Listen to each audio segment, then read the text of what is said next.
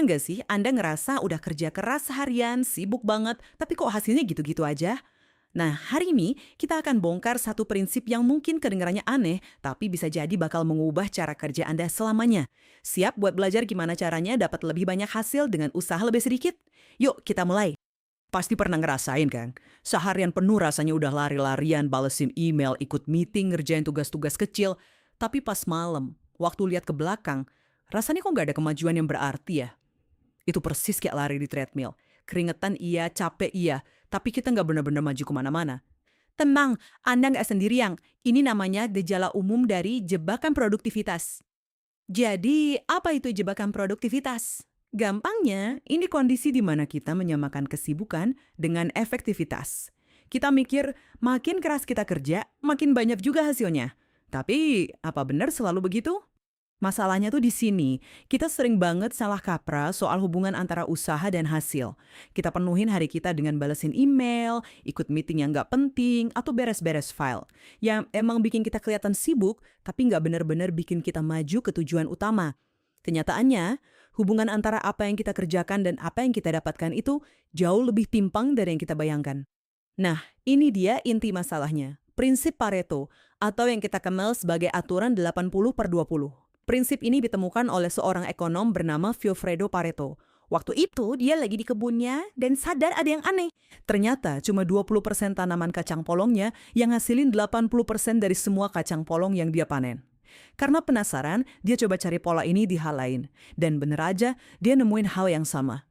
20% orang di Italia ternyata punya 80% tanah di sana. Gila kan?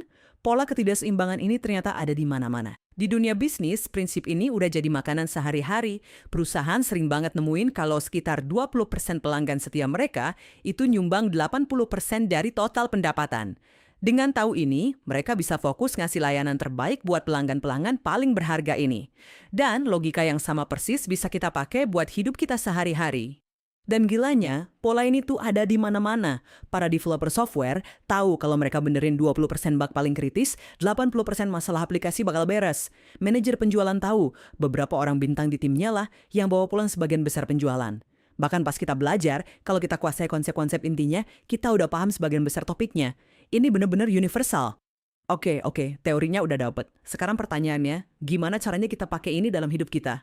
Yuk masuk ke bagian 2. Cetak biru praktis 80/20 buat kamu. Caranya simple, ada 4 langkah. Pertama, identifikasi. Coba deh jadi detektif buat hidup kamu sendiri, cari tahu apa sih yang jadi mesin penggerak utama kesuksesan kamu. Kedua, fokus. Setelah ketemu, curahkan waktu dan energi terbaik kamu ke sana. Ketiga, eliminasi. Kamu harus berani buat bilang enggak, mendelegasikan atau mengotomatisasi hal-hal yang cuma bikin kamu sibuk.